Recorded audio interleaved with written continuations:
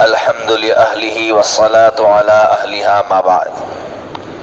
فأعوذ بالله من الشيطان الرجيم. بسم الله الرحمن الرحيم.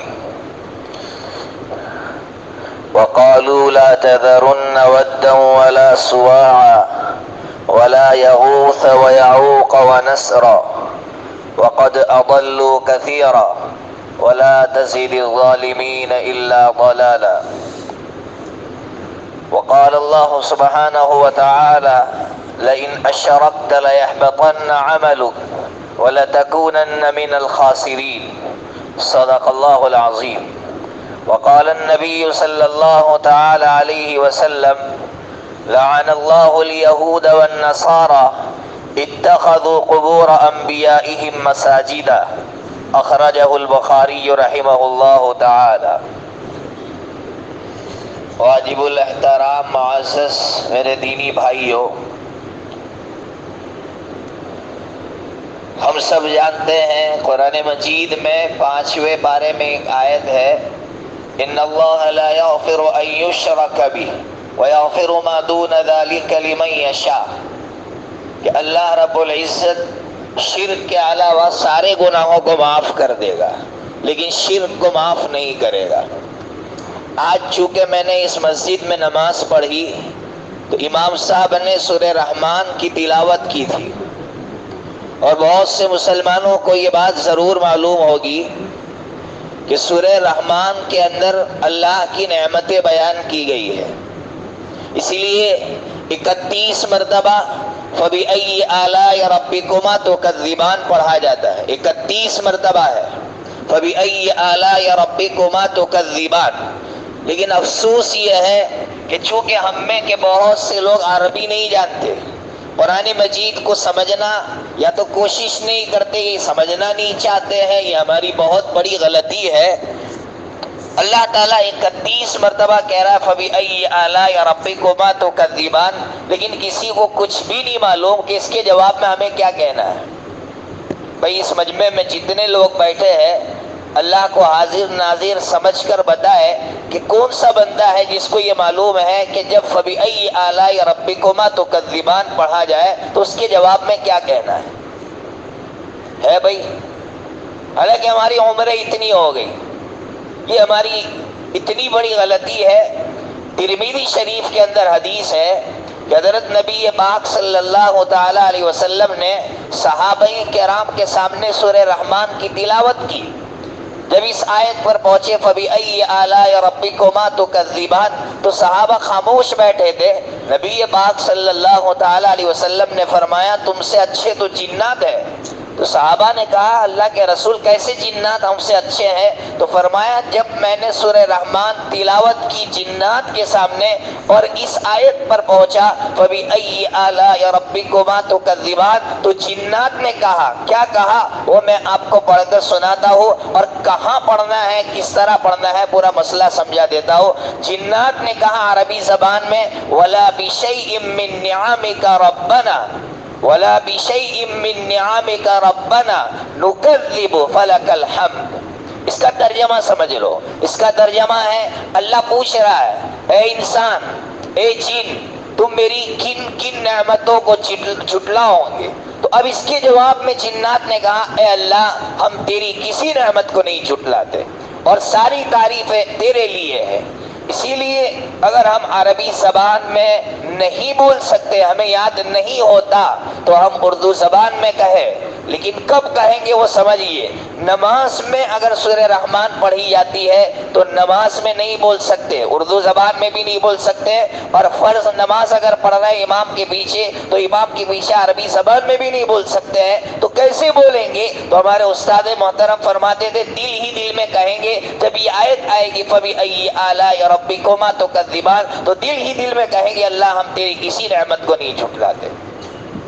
ظاہر سی بات ہے کہ اللہ پوچھ رہا ہے تم میری کن کن نعمتوں کو جھٹلاؤ گے، اور ہم وہاں تماشائی بن کر خاموش بیٹھے رہے تو اللہ رب العزت کو کتنا غصہ آتا ہوگا کہ میں پوچھ رہا ہوں کہ تم میری کن کن نعمتوں کو جھٹلاؤ گے اور تم خاموش بیٹھے ہوئے ہو۔ اس لیے ایسی چیزیں ہیں ہماری سوسائٹی میں کہ بہت سے لوگوں کو بیچاروں کو معلوم ہی نہیں ہے۔ ابھی مجھے 52 سال کی عمر کا ایک بندہ ملا جہاں میں تفسیر کرتا تھا، اس نے کہا میں نے اپنی زندگی میں پہلی مرتبہ یہ بات سنی۔ وہ کہہ رہا ہمیں معلوم ہی نہیں ہے کہ قرآن مجید میں کیا ہے اور کیا نہیں ہے اور اس کے جواب میں کیا کہا جائے گا۔ اس لیے اللہ کے کلام کو سمجھنے کی کوشش کیجیے، ایک پہلی چیز سمجھائی۔ دوسری بات جو سمجھانا چاہتا ہو سکتا ہے کہ آپ کو یہ معلوم ہو، ابھی مولانا راج محمد صاحب درود شریف پڑھ رہے تھے۔ درود شریف ایک دعا ہے، یہ دعا ہے۔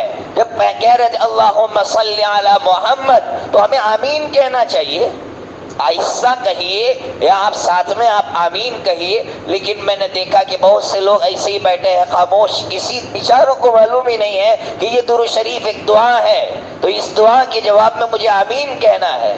اس لیے اسأل اللہ الجنہ واعوذ بک من النار، یہ دعا مانگی۔ التحیات جب پڑھ رہے تھے تو اس میں یہ دعا مانگی، تو یہ تو دعا ہے، اسأل اللہ الجنہ واعوذ بک من النار، تو ہمیں آمین کہنا چاہیے۔ اس لیے میرے بھائیوں، قرآن احادیث میں کہاں کیا پڑھنا ہے، کہاں کیا نہیں پڑھنا ہے، اس کو سمجھنے کی کوشش کریں گے تو بہت مزہ آئے گا، لطف آئے گا۔ آج بھاگل کے ایک صاحب ملے تو وہ مجھ کو کہنے لگے کہ قرآن مجید کا جو آپ نے وہ لکھا ہے، میں نے کتاب لکھی تو کتاب کے اندر قرآن میں اللہ نے کیا کیا کہا ہے وہ لکھا، تو اس میں نے لکھا کہ حضرت سلیمان علیہ السلام جب وفات کے قریب ہو گئے تو ایک کاش نما محل کے اندر، ایک محراب کے اندر آپ عصا لے کر بیٹھ گئے اور جنات سے مسجد اقصی کی تعمیر کروا رہے تھے، تو میں نے وہاں لکھا ہے کہ قرآن نے یہ واقعہ اس لیے بیان کیا کہ جو لوگ یہ سمجھتے ہیں کہ جنات عالم الغیب ہے، تو اللہ نے ان لوگوں کی سوچ کو ٹھکرانے کے لیے، ان کی تردید کے لیے واقعہ بیان کیا کہ جنات اگر عالم الغیب ہوتے تو ان کو پتا چل جاتا ہے کہ سلیمان علیہ السلام کی وفات ہو گئی ہے، لیکن جناتوں کو پتا نہیں تھا کہ حضرت سلیمان علیہ السلام کی وفات ہو گئی۔ تو آج کے جو عاملین، جو باپو، جو لوگوں کو بیوقوف بناتے ہیں کہ بھئی جنات نے بتایا، جنات خود کچھ نہیں جانتے، وہ کیسے بتائیں گے؟ اس لیے قرآن مجید کو پڑھے گا تب جا کر اس کو یہ بات سمجھ میں آئے گی، اس کے بغیر سمجھ میں نہیں آئے گی۔ تو قرآن مجید کی جو میں نے آیت پڑھی، سورہ نوح کی آیت پڑھی ہے، حضرت نوح علیہ السلام کے تعلق سے قرآن میں عجیب بات بیان کی گئی ہے، میں وہ بات آپ تک پہنچانا چاہتا ہوں کہ اس دنیا کے اندر شرک کس طرح وجود میں آیا۔ ظاہر سی بات ہے، شرک تو حضرت آدم علیہ السلام کے زمانے میں نہیں تھا، تو حضرت آدم علیہ السلام کے بعد سب سے پہلے رسول، نبی نہیں، سب سے پہلے رسول کہتے ہی اس کو ہے کہ جو کفر کو مٹانے کے لیے آئے، جو شرک کو مٹانے کے لیے آئے۔ یہ بات یاد رکھنا، ایک تو ہم نے بچپن سے سنا ہے کہ رسول اس کو کہتے جو نئی کتاب لے کر آئے، نئی شریعت لے کر آئے۔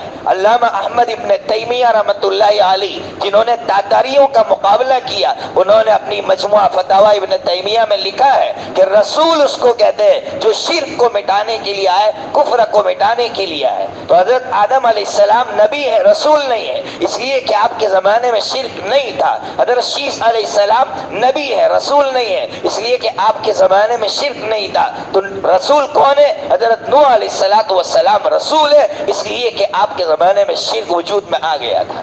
تو اب سوال ہوگا کہ حضرت نوح علیہ السلام کے زمانے میں شرک وجود میں کیسے آیا؟ قرآن نے پوری ڈیٹیل بیان کی ہے۔ قرآن مجید نے 29ویں پارے کے اندر سورت ہے سورہ نوح، اس لیے میں نوجوانوں سے کہتا ہوں کہ پڑھو، قرآن کو سمجھنے کی کوشش کرو۔ قرآن نے ڈیٹیل یہ بیان کی ہے کہ حضرت شیس علیہ السلام کے بعد حضرت ادریس علیہ السلام اس سرزمین پر آئے۔ حضرت ادریس علیہ السلام کا انتقال ہو گیا، حضرت ادریس علیہ السلام اس دنیا سے چلے گئے۔ حضرت ادریس علیہ السلام کے جانے کے بعد 5 نیک بندے، حضرت ادریس علیہ السلام کے بیٹے نہیں تھے، 5 نیک بندے تھے، اللہ کے ولی تھے، نیک صالح بندوں میں سے تھے، ان کا انتقال ہو گیا۔ اور قرآن نے ان 5 بندوں کا نام بھی بیان کیا ہے۔ نمبر 1 ود، نمبر 2 سوا، نمبر 3 یغوس، نمبر 4 یعوق، نمبر 5 نصر۔ 5 کے نام قرآن مجید نے بیان کی ہے۔ جب 5 کا انتقال ہو گیا تو لوگ چونکہ ان سے محبت کرتے تھے، اور اللہ کے ولیوں سے کون محبت نہیں کرے گا؟ ظاہر سی بات ہے، اللہ کے ولی کی محبت کے بغیر تو ہم اللہ کے رسول صلی اللہ تعالیٰ علیہ وسلم تک پہنچ نہیں سکتے ہیں۔ اس لیے ولیوں سے تو ہر مومن کو محبت ہے اور ہونی چاہیے۔ جو ولیوں سے محبت نہیں کرتا وہ حقیقی معنی میں مومن نہیں ہو سکتا۔ تو نیک بندوں سے محبت ہر مومن کو ہوتی ہے۔ تو ان 5 بندوں سے محبت تھی تمام لوگوں کو۔ لوگ مایوس ہو گئے ان کے انتقال کے بعد کہ یار ہم کوئی مسئلہ ہوتا ان کے پاس جاتے تو وہ مسئلے کا حل بتلاتے، اب تو وہ اس دنیا میں نہیں رہے۔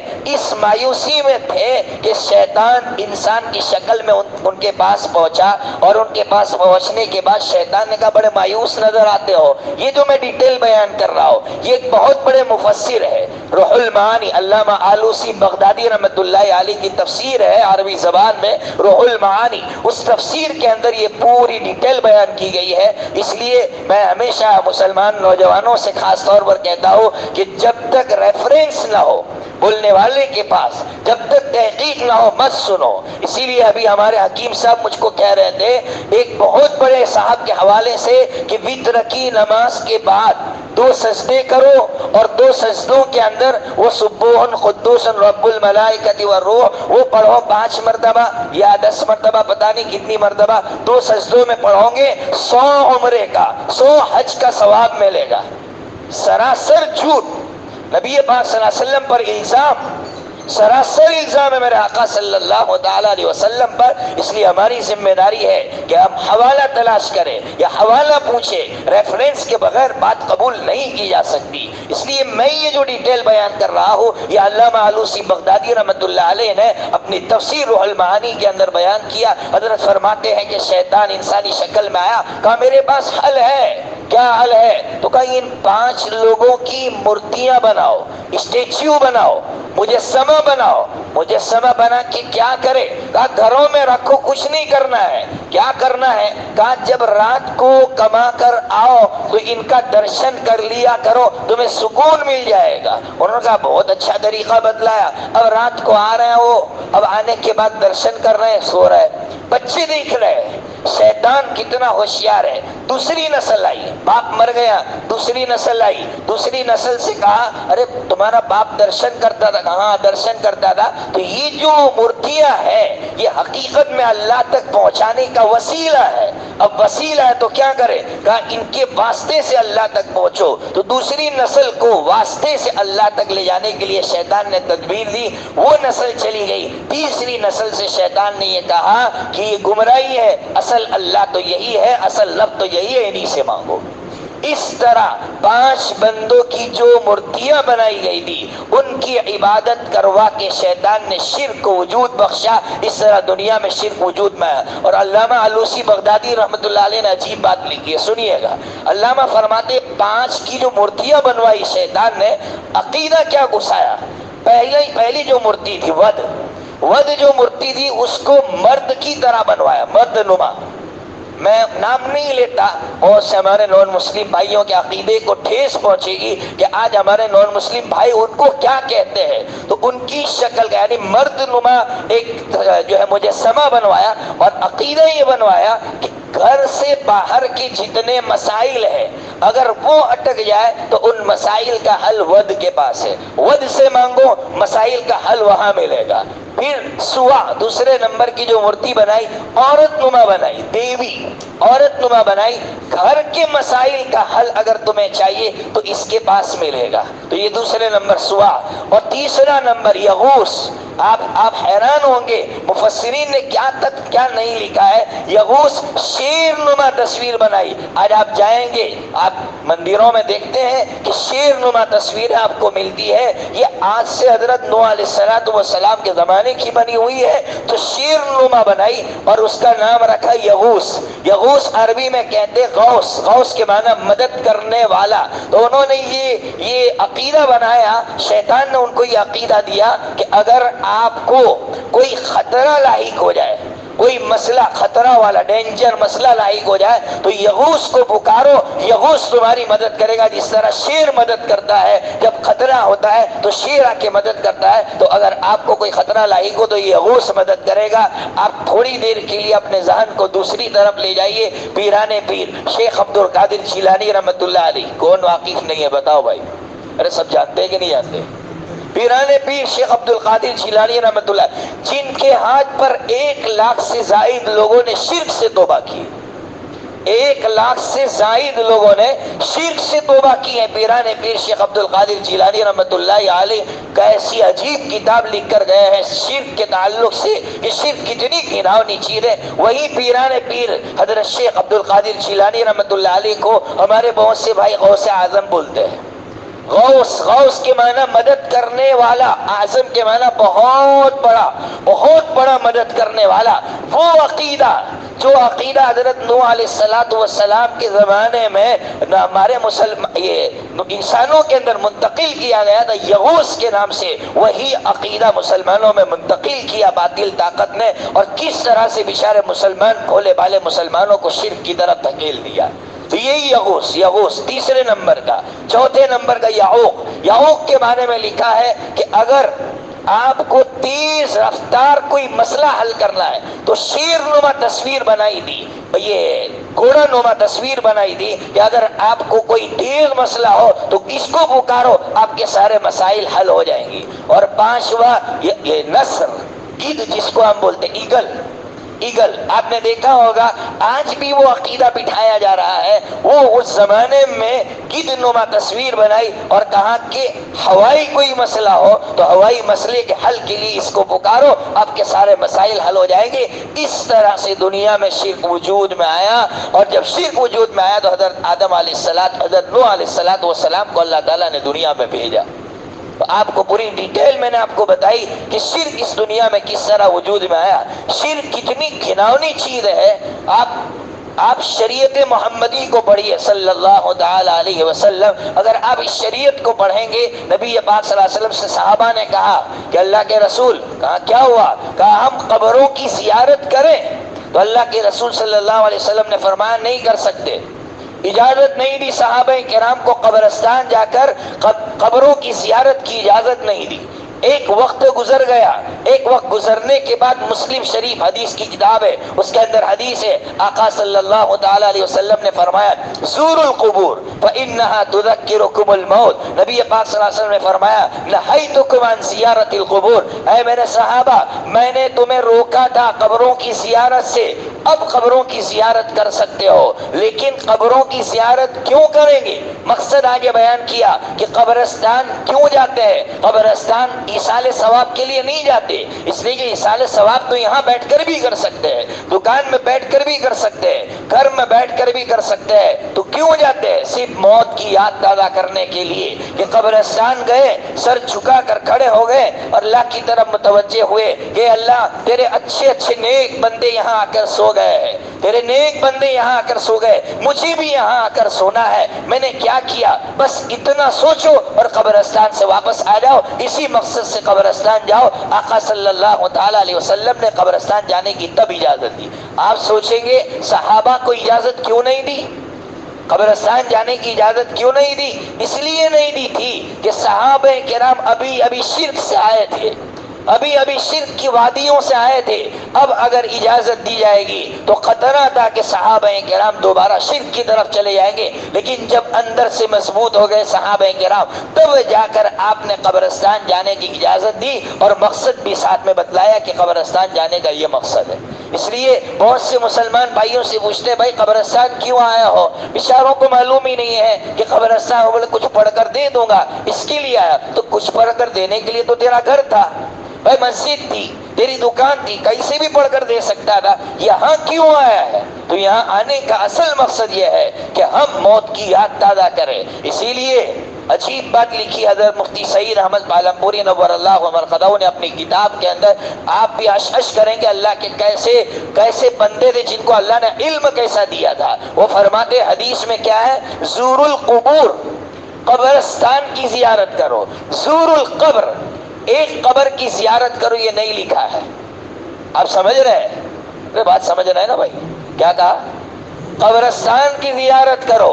حضرت نے فرمایا قبرستان میں سناٹا ہوتا ہے، ویرانی ہوتی ہے، خرابہ ہوتا ہے، یعنی وہاں بالکل جیسے یہ موسم ہوتا ہے، پتجھڑ کا موسم ہوتا ہے، ایسا سناٹا، کوئی نہیں ہوتا۔ تو قبرستان میں موت کی یاد تازہ ہوگی، لیکن جہاں ایک قبر ہوگی وہاں شور و غل ہوگا، وہاں شور و غل ہوگا، وہاں سجدے ہوں گے، وہاں نہ جانے کیا کیا ہوگا۔ حضرت فرماتے ہیں نبی پاک صلی اللہ علیہ وسلم کی تعلیمات پر قربان جائیے کہ آقا نے فرمایا قبرستان کی زیارت کرنا، ایک قبر کی زیارت کرنا اس کی اجازت نہیں دی۔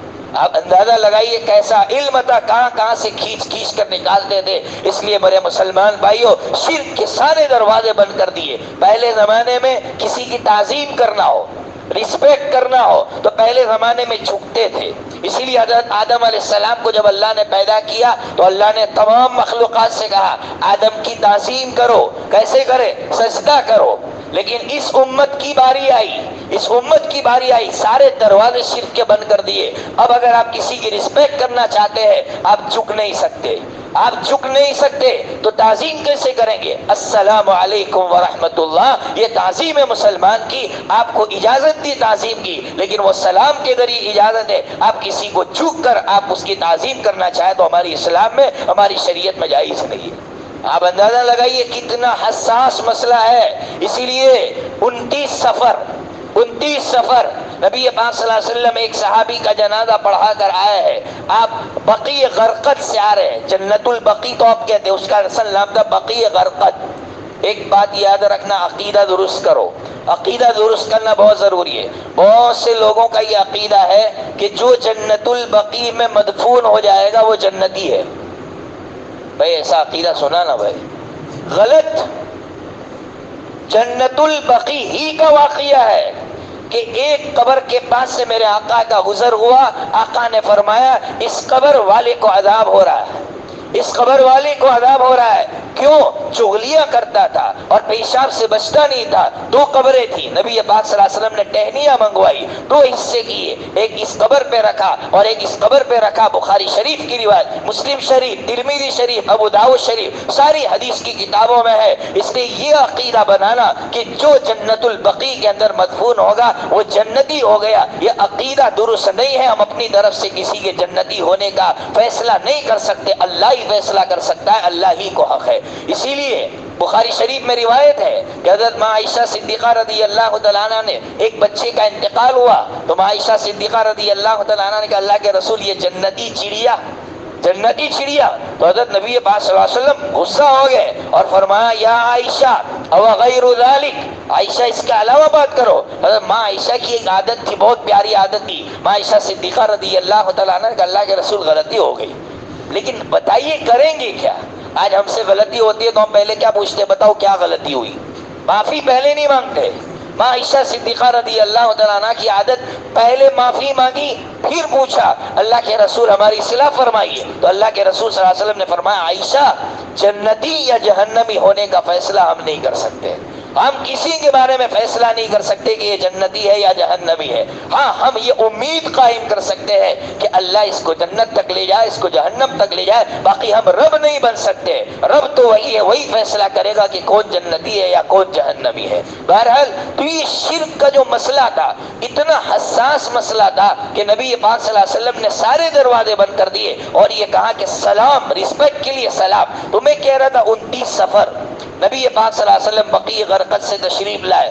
آپ کو آدھا سر دکھنے کی بیماری تھی یا آدھا سر دکھنے کی، جس کو عربی میں شقیقہ کہا جاتا ہے۔ اس لیے آپ نے سنا ہوگا کہ آپ احرام کی حالت میں تھے، حج کے لیے تشریف لے گئے تھے، اتنا سر پھٹا جا رہا تھا تو آپ نے حجامہ کروایا تھا، آپ نے داہنی طرف کی اس حصے پر آپ نے خون نکلوایا تھا، اور اسی لیے نکلوایا تھا کہ آپ کا سر پھٹا جا رہا تھا۔ اس لیے علماء نے مسئلہ لکھا کہ احرام کی حالت میں کوئی خون نکلوانا چاہے، حجامہ کروانا چاہے تو کروا سکتا ہے، لیکن بال زیادہ نہیں نکالنے چاہیے، اس لیے کہ اس کے وقت حجامے کے وقت بال بہت زیادہ نکل جاتے ہیں تو اس کی وجہ سے پھر صدقہ اور اور حلق ہو جائے گا تو پھر الگ مسائل پیدا ہو جاتے ہیں۔ بہرحال تو نبی پاک صلی اللہ علیہ وسلم کا سر پھٹا جا رہا ہے، آپ گھر تشریف لائے، آپ فوراً بستر پر لیٹ گئے۔ جب بستر پر لیٹے ازواج مطہرات کو اس کا علم ہوا کہ آقا صلی اللہ تعالی علیہ وسلم کا سر دکھ رہا ہے اور آپ بیماری کے عالم میں ہیں، آپ چادر اوڑھ کر سوئے ہوئے ہیں، ازواج مطہرات ساری آپ کے سامنے بیٹھی ہوئی ہے، آپ نے ایک جملہ ارشاد فرمایا، گویا امت کے لیے آخری وصیت تھی، امت کے لیے آخری وصیت تھی، اپنے پلو باندھ لینا، امت کے لیے آخری وصیت تھی۔ آقا نے یہ چادر مبارک ہٹائی سر مبارک سے اور فرمایا لعن اللہ الیہود والنصارى اتخذوا قبور انبیائہم مساجدا۔ آقا نے فرمایا اللہ لعنت بھیجے نصارہ پر، عیسائیوں پر، کیوں؟ اس لیے کہ انہوں نے اپنی نبیوں کی قبروں کو سجدہ گاہ بنا دیا، نبیوں کی قبروں پر سجدہ کیا، نبیوں کی قبروں کو سجدہ گاہ بنایا۔ پھر امام مالک رحمۃ اللہ علیہ موطا امام مالک میں لکھتے ہیں آقا نے ہاتھ اٹھائے اور فرمایا اللہم لا تجعل قبری وثنا بعدی۔ آقا نے فرمایا اللہ میری قبر کی عبادت ہو ایسا کبھی مت کرنا، قیامت تک تاریخ گواہ ہے۔ آقا صلی اللہ تعالی علیہ وسلم جب سے آرام فرما رہے روضہ اقدس میں، ترکیوں کی حکومت آئی، ترکیوں نے پکی قبریں بنوائی بقیع غرقد میں، وہاں سجدے ہوئے، لیکن آقا کی قبر مبارک پر ایک بھی سجدہ نہیں ہوا ہے۔ یہ آقا کی دعا مبارک کا اثر تھا کہ اللہ کبھی بھی میری قبر پر میرے بعد سجدہ نہ ہو۔ اس لیے مسلمانوں اپنی اولاد کو سکھاؤ، اپنی اولاد کو یہ چیز۔ ہمارے بمبئی کا واقعہ ہے، بمبئی میں گونگوں کی اسکول کا واقعہ ہے، عجیب واقعہ ہے کہ گونگوں کی اسکول میں جو بچے پڑھتے تھے، جب ہندوؤں کا کوئی تہوار آیا تو وہ مورتی وہاں سے گزرنے والی تھی، تو اسکول کے انتظامیہ نے بچوں کو کھڑا کیا اور کہا کہ جب یہ یہاں سے گزرے تو آپ کو نمن کرنا ہے۔ ایک مسلم بچہ، اب بچے کی عمر کیا ہوگی، 12-15 سال، بالغ نہیں ہوا تھا، اور گونگا بچہ جب وہاں سے وہ گزرا اس نے نمن نہیں کیا، اس کے ٹیچر نے اسکیل سے مارا اس کو، وہاں کھڑی ہوگی، اس نے اسکیل سے مارا، وہ بچہ نہیں جھکا، بچہ رونے لگا، بار بار مارا، بچہ رونے لگا۔ اس کے والدین کو بلایا گیا، والدین کو جب بلایا گیا کہ آپ کا بچہ یہاں جھک نہیں رہا تھا، تو اس بچے نے جو گونگا تھا وہ اشارہ کر کے کہہ رہا تھا کہ ہم صرف اس ایک اللہ کے سامنے جھکتے، اس کے سوا کسی کے سامنے نہیں جھکتے۔ یہ گونگا بچہ، اس کی تربیت ماں نے کی تھی، اس کی تربیت باپ نے کی تھی۔ آج اگر ہم نے اپنے بچوں کی یہ تربیت کی کہ اے بیٹا اللہ کے سامنے، اللہ کے سوا کسی کے سامنے مت جھکنا، چاہے تیری جان چلی جائے، چاہے کچھ بھی ہو جائے، لیکن جھکنا ہے تو ایک اللہ کے سامنے جھکنا ہے۔ یہ عقیدہ ہم اگر اپنے بچوں کے اندر پیوست کریں گے، رگو پے کے اندر داخل کریں گے، تب جا کر ہم کامیاب ہوں گے اور ہماری آنے والی نسلیں کامیاب ہوگی۔ اس لیے ایک بات کہہ کر میں اپنی بات ختم کروں گا جو بہت اہم ہے اس وقت، میں نوجوانوں سے خاص طور پر کہنے جا رہا ہوں کہ اس وقت بہت اہم مسئلہ ہے۔ یہ کیا ہے اہم مسئلہ؟ کہ آج ہماری عبادتیں خود غرض ہو گئی ہے، ہماری عبادتیں خود غرض سمجھتے ہیں نا بھائی؟ کیا مطلب؟ اپنے فائدے کے لیے کرنا، بھائی نماز پڑھ رہے اپنے فائدے کے لیے۔ اس لیے علامہ اقبال رحمۃ اللہ علیہ، علامہ انور شاہ کشمیری رحمۃ اللہ علیہ کی صحبت میں گئے۔ آپ لوگ آتے ہیں بزرگوں کی صحبت میں، بزرگوں کی صحبت کا اثر دیکھیے۔ آکسفورڈ یونیورسٹی میں پڑھے تھے وہ اقبال، آکسفورڈ یونیورسٹی میں۔ آکسفورڈ یونیورسٹی کہاں آپ جانتے ہیں نا بھائی؟ کہاں؟ انگلینڈ میں ہے۔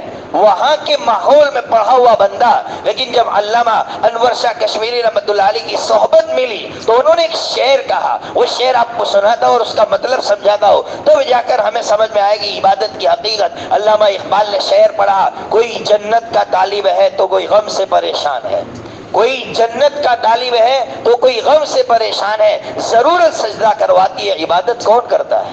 اللہ اکبر۔ یہ اقبال کہہ رہے ہیں، کوئی بہت بڑا علامہ نہیں کہہ رہا، یہ اقبال کہہ رہے ہیں بزرگوں کی صحبت میں رہ کر۔ کیا کہہ رہے ہیں؟ کوئی جنت کا طالب ہے تو کوئی غم سے پریشان ہے، ضرورت سجدہ کرواتی ہے، عبادت کون کرتا ہے؟ کا مطلب کیا ہے کہ آپ آئے، میں پوچھو آپ نے نماز کی بڑی، جنت ملے گی بھائی، اللہ ملے گا۔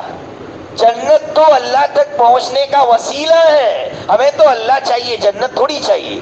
تو علامہ اقبال کہہ رہے ہیں کوئی جنت کا طالب ہے تو کوئی غم سے پریشان ہے۔ کیوں نماز پڑھنے آئے؟ دکان نہیں چل رہی، باپ پریشان ہے، تو تیرے سجدے بھی خود غرض ہے، تیرے سجدوں میں بھی خود غرضی ہے۔ اس لیے جب تک ہمارے اندر یہ چیز پیدا نہیں ہوگی کہ میں عبادت کروں گا تو اللہ کے لیے کروں گا، اس لیے نہیں کہ مجھے جنت ملے، اس لیے نہیں کہ میرے کاروبار میں ترقی ہو، اس لیے نہیں کہ مجھے فلاں چیز ملے گی، اگر یہ عقیدہ ہوگا تو مستقبل میں جو دجالی حالات آئیں گے ایک ایک مسلمان ایمان چھوڑ دے گا۔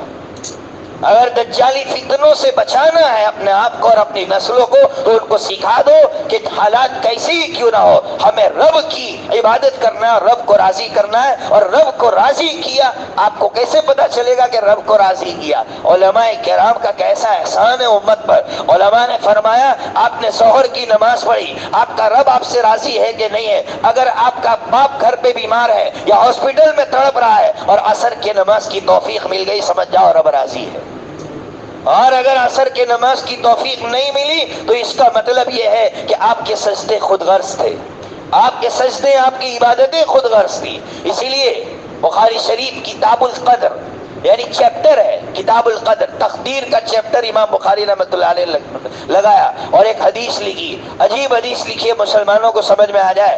علامہ نے حضرت امام بخاری رحمۃ اللہ علیہ نے لکھا کہ نبی پاک صلی اللہ تعالی علیہ وسلم نے فرمایا کچھ بندے ایسے ہوتے ہیں جو منت مانتے ہیں، بہت سے لوگ منت مانتے ہیں، تو منت کیسی مانتے ہیں؟ میرا بیٹا اچھا ہو گیا تو میں 100 رکعت نماز پڑھوں گا یا 10,000 روپیہ صدقہ کروں گا۔ تو حضرت نبی پاک صلی اللہ تعالی علیہ وسلم نے فرمایا کہ تیرے یہ جو پیسے ہیں نا اس سے کچھ نہیں ہونے والا، تیری 100 رکعتوں کی اللہ کو کوئی ضرورت نہیں ہے، تو فائدہ کیا ہوا؟ تو آقا نے فرمایا تو بخیل تھا، تیرے جیب سے پیسے نہیں نکلتے تھے، اللہ نے اس بہانے سے نکلوائے، باقی کچھ فائدہ نہیں ہوا۔ اللہ اکبر۔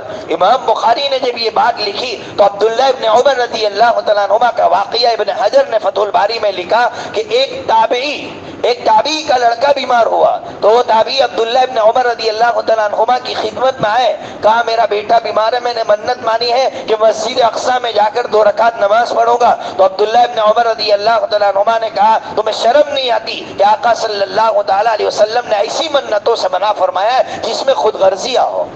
اس لیے مسلمانوں مسئلہ سمجھو، اس طرح منت مانیں گے پوری کرنا ضروری ہے، اور آپ کو جو منت مانی 100 رکعت پڑھنا ضروری ہے، لیکن عادت بناؤ کہ بغیر کسی حالات کے اللہ کی راہ میں لٹائیں گے، بغیر کسی غرض کی لٹائیں گے۔ اب کوئی غرض وابستہ ہے تو کوئی گناہ نہیں ہے، لیکن کچھ لوگ ایسے ہوتے ہیں کہ اللہ کی راہ میں جب تک غرض وابستہ نہ ہو تب تک نہیں دیتے، ان کے لیے یہ مسئلہ ہے، ان کے لیے مسئلہ ہے کہ ان کے لیے نبی پاک صلی اللہ علیہ وسلم فرمایا کہ تو بخیل تھا، پیسے نہیں نکالتا تھا تو اللہ نے اس بہانے سے نکلوایا ہے۔ بہرحال اللہ تعالیٰ ہمیں وہ اخلاص عطا فرمائے جس اخلاص کی اس وقت بہت بڑی ضرورت ہے۔ پھر حالات کیسے ہی آئیں گے، کچھ بھی ہوگا، پھر ہمارے نوجوان اور اللہ رب العزت ہمارے ایمان کو بھی سلامت رکھیں گے۔ خاص کر میں نوجوانوں سے اس لیے کہہ رہا ہوں کہ چونکہ نوجوان مجھ سے بہت زیادہ جڑے ہوئے ہیں، اور خاص کر وہ نوجوان جو کالجز میں پڑھتے ہیں، جو یونیورسٹیز میں پڑھتے ہیں، ہمارے یہاں کتنے نوجوان ملحد ہو گئے۔ ملحد کا مطلب ایمان کا انکار کر دیا، ایسے نوجوان ہے، اور وجہ حالات۔ اس لیے آج اس وقت کبھی بھی ایک بات یاد رکھنا، قرآن کا 16واں پارہ کھولنا، 16ویں پارے میں اللہ نے فرعون کا تذکرہ کیا ہے، اور یاد رکھنا قیامت تک اس سے بڑا فرعون نہیں آئے گا، آئے گا بھائی، اس لیے کہ اس نے جتنے قتل کروائے ہیں جبکہ اس کے پاس وہ آلات اور اسباب نہیں تھے جو اس وقت باطل طاقت کے پاس ہے، وہ اسباب وہ آلات نہیں تھے، اس کے باوجود اس نے جو مرڈر کیے ہیں اس سے بڑا فرعون قیامت تک نہیں آئے گا۔ اس فرعون کے سامنے جادوگر جب ایمان لے آئے تو اس فرعون نے کیا جملہ کہا تھا؟ فرعون نے کہا کہ کس کو پوچھ کر ایمان لائے؟ تو انہوں نے کہا اس کو پوچھنے کی کیا ضرورت ہے؟ تو اس فرعون نے کہا تم جانتے ہو کیا حشر کروں گا؟ کیا حشر کرے گا؟ تو اس نے کہا لَأُصَلِّبَنَّكُمْ فِي جُذُوعِ النَّخْلِ وَلَأُقَطِّعَنَّ أَيْدِيَكُمْ وَأَرْجُلَكُمْ مِنْ خِلَافٍ وَلَأُصَلِّبَنَّكُمْ فِي جُذُوعِ النَّخْلِ، تمہارے ہاتھ یہاں سے پیر یہاں سے کاٹ کر سولی دے دوں گا۔ تو پھر ان نوجوانوں نے جو کہا، ان جادوگروں نے جو جملہ کہا، وہ جملہ اپنے گھروں میں لکھ دو اور اپنے بچوں کی دلوں کی تختیوں پر لکھ دو۔ ان جادوگروں نے کہا فَاقْضِ مَا أَنْتَ قَاضٍ، فَاقْضِ مَا أَنْتَ قَاضٍ، اے فرعون جو کر سکتا ہے کر لے، اِنَّا آمَنَّا بِرَبِّنَا، یہ کہا جو رب ہماری رگوں پہ میں رچ بس گیا ہے، تیری دھمکیاں اس رب کو ہمارے اندر سے نکال نہیں سکتی۔ اگر قرآن کو پڑھ کر سمجھایا گیا ہمارے بچوں کو اور ہمارے بچوں کے اندر یہ ایمان راسخ کیا گیا، دنیا کے کوئی حالات کبھی بھی ہمارے بچوں کے ایمان کو چھین نہیں سکتے۔ اللہ رب العزت ہمارے ایمان کو سلامت رکھے، اور یہ اللہ نے جو بزرگان دین ہمارے پاس رکھے ہیں ان کی قدر کی ہمیں توفیق عطا فرمائے، ان کے پاس آنے کی ہمیں توفیق عطا فرمائے، ان سے فیض یاب ہونے کی توفیق عطا فرمائے۔ وآخر دعوانا الحمدللہ۔